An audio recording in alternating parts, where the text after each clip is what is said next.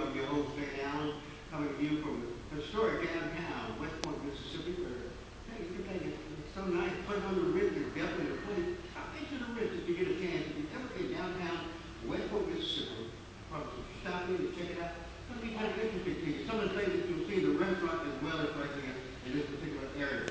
Well, today we're going to be talking to a young lady that has a story.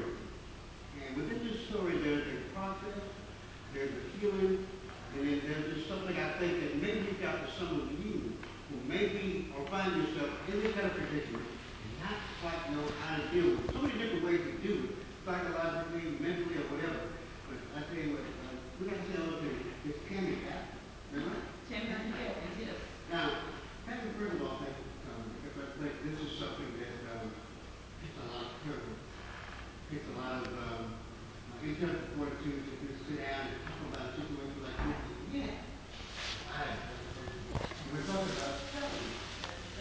And what, give me a little bit of a synopsis of your story. Tell me a little bit to kind of get us started. What happened? And maybe not specifically, but in a general kind of manner, what happened to you? Well, my mother, she married my stepfather when I was 3 years old, and we were forced to live with his family. And during that time, my stepfather, unfortunately, was an alcoholic and a drug abuser, and he wasn't used to exactly being around kids and everything. And marriage is already tough, but just bringing an instant family to the situation, I think, caused more stress. And so I dealt with abuse. I started drinking actually when I was 4 years old because, most alcoholics always keep a little stash somewhere around. And so being a nosy little child that I was, I got into it and I decided that I felt better once I did it. And it took me away from the pressures of being poor and being beaten because, for no other reason than I looked the wrong way. When you say beat, I mean, you talk about physical abuse that occurred to you sometimes for no reason whatsoever. For no reason whatsoever. I didn't make up the bed a certain way. I didn't bring in enough firewood for the house. It could have been any situation at all, or else, of course, when my stepfather came home, high, either on alcohol or drugs. And sometimes I didn't like the way that he spoke to my mother because I feel like I should protect her. That's my mom. But I took those things because I did love her.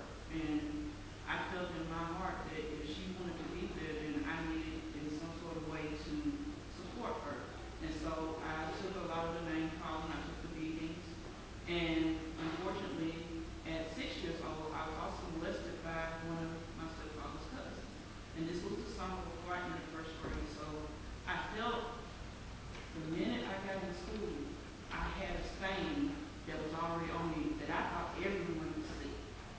And so it followed me throughout my entire school career. How do you say that you just came out of a happy situation? What about the environmental area that you lived in? Was it poor economically? Was it, Very. very insufficient when it comes to education and the knowledge that you would be? Only one person I can think of in that family at the time had completed high school. And I was lucky enough that I came from a family that encouraged reading, encouraged learning and exploration and imagination. And the family that my mother married into just didn't seem to care that much about that kind of thing. And like you said, it was a very poor social economic situation. Until I got to high school, I had no telephone and no running water in my home. And a lot of people would find it surprising because I was only born in 1976. But there was there was no water, there was no telephone, so I would go for months at a time sometimes and not speak to my own grandmother and my aunt who lived over in the next town. And so this is what I write about in the book, the hardships that I came through. I, know what it's like to not have and to, try to make a way out of no way. Is that when you get to mix your sun and cloud? Mix of sun. Sun is the bright part and the cloud is the dark part. Yes, and also my grandmother, just to make over it, she was a sharecropper. She was born in 1928 in year before the Great Depression, and so they had always experienced poverty, and so they always knew how to gather things and to make things better out of the few little things that they had, and they were happy about it. They were glad to have the opportunity just to make a little something out of nothing, and so she used those lessons that she went through of trying to raise a family and trying to advance them without the proper tools to help me get through my situation. Okay, did your mother realize the kind of man that he was? Did she realize that he was putting you through this? And if she did, what did she do to try to stop it, or were there a good factor? Well, from what I understand is that my mother was pretty young. She was about 26, I say, when she married, and that still was fairly young. And she had my oldest brother and then myself, and she already had 2 children. And so it was tough on her, you know, and it's still tough today for a lot of single moms to marry and settle down and have that respectability and have a home. And so it was tough on her, I believe, but she really did love my stepfather, and I know that she loved me, but she felt like she was in sort of an impossible situation. Is she in the middle? She was in the middle. She was caught in the middle, and she didn't want to go back home and be seen as a failure in her marriage and in her life. And so I just wanted to protect her, you know, and protect myself in the process. But I understand as I get farther and further away from the situation. Now I'm a married woman. That marriage is a tough proposition to go into. And you know, man, I see, you know, when I look at how emotionally I see you being structured after going through a situation like this, it's almost hard to understand with me because, you know, I feel I was blessed, God bless, and I came to a good family and that kind of situation. But what is it that kept you going and kept you motivated to say, I can make it through this to eventually one day this is going to go? The woman that I talked about in this book, Tell me something about her. like I said, she was born a year before the Great Depression, and she just recently turned 82. And she was the youngest of 10 children. And she just knew how to hold up. And she also had her struggles, you know, as a young woman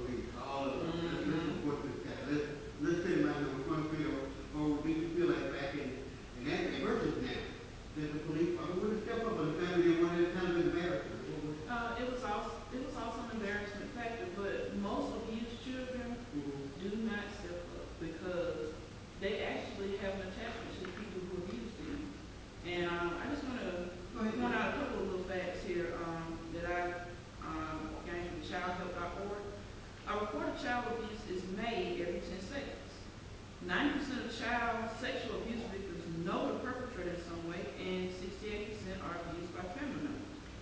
Child abuse occurs at every social economic level, across ethnic and cultural lines, within all religions and at all levels of education. About 80% of 21-year-olds that were abused as children met the criteria for at least one psychological disorder, and should include experienced child abuse and neglect are 59% rather more likely to be arrested as a juvenile, 28% more likely to be arrested as an adult, and 30% more likely to commit violent crimes. So when the very people who are supposed to be the structure and the foundation of your life are mistreating you and abusing you, it's a very confusing situation.